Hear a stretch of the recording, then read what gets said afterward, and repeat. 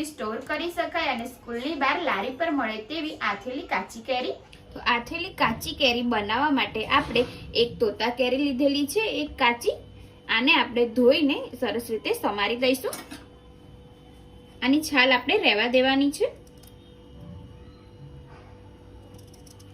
આ રીતના આપણે જે સાઈઝ તમારે રાખવી હોય તેવી રીતના આપણે કટ કરી લેવાની છે।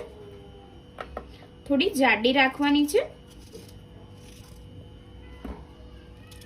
આ રીતના આપણે સરસ જાડી ચીરી બધી કાપી લઈશું। એકદમ સરસ આપણે કાચી કેરીની ચીરી કરી દીધી છે, આવી રીતના નાની નાની। હવે આપણે આને સાઈડમાં મૂકી દઈશું। હવે આપણે એક બાઉલ લઈશું, એમાં 1 ગ્લાસ પાણી નાખીશું। આપણે આ કેરી આથવાની છે એટલા માટે, પછી તમે બરણીમાં પણ ભરી શકો છો આને। 1 ગ્લાસ આપણે પાણી લીધેલું છે, એની અંદર આપણે થોડો ફૂડ કલર એડ કરીશું। આનાથી સરસ કલર આવશે એટલા માટે। સ્વાદ અનુસાર આપણે થોડું મીઠું એડ કરવાનું છે આની અંદર। જેટલી કેરી હોય એનાથી વધારે જ મીઠું એડ કરવાનું છે।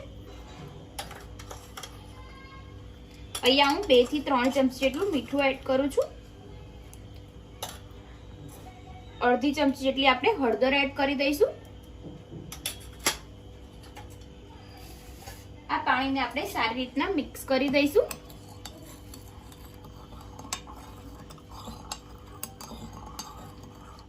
હું અહીંયા 1 ચમચી જેટલી ખાંડ એડ કરું છું। ખાટી કેરીમાં થોડું ગળ્યો ટેસ્ટ આવે તો ખાવાની મજા આવે। એકદમ બહાર લારી પર મળે તેવી આપણી કેરી બનશે આ। સારી રીતના આપણે ખાંડને ઓગાળી લઈશું। એકદમ સરસ રીતે ખાંડ આપણી ઓગળી ગઈ છે પાણીમાં। હવે આપણે આની અંદર જે ચીરી કરી છે તે એડ કરી દઈશું।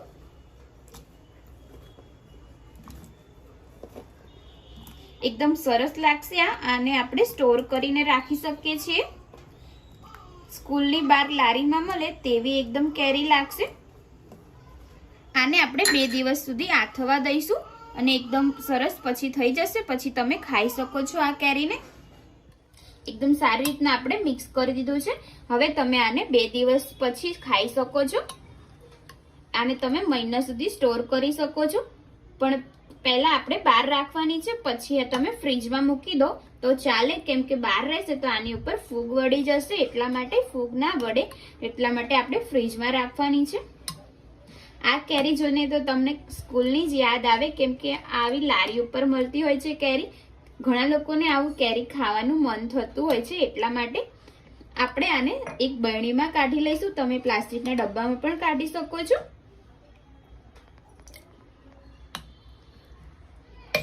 નાના બાળકોને પણ આ પસંદ આવે અને કેરી ખાવામાં પણ સારી છે। પરફેક્ટ રીતે આપણી આથેલી કાચી કેરી રેડી થઈ ગઈ છે, તમે જોઈ શકો છો। એકદમ ખાવામાં પણ તમને મજા આવશે। નાના બાળકોને તો બહુ જ પસંદ આવશે। જ્યારે તમે બરણીમાંથી કેરી બહાર કાઢો ત્યારે ચમચી રાખવાની, હાથેથી નથી કાઢવાની, કેમ કે એ ફૂગ વળી ના જાય તેના માટે। અને કેમ કે ફૂગ ના વળી જાય તેટલા માટે આપણે ચમચીની મદદથી જ કેરીની ચીરી બહાર કાઢવાની છે। અને જો તમને મારી આજની રેસીપી પસંદ આવી હોય તો વિડીયોને લાઇક કરજો, શેર કરજો, કમેન્ટ કરજો અને ચેનલને સબસ્ક્રાઇબ કરવાનું ના ભૂલતા। તો ચાલો હવે મળીએ આપણે નવા વિડીયો સાથે। જય માતાજી, જય શ્રી કૃષ્ણ।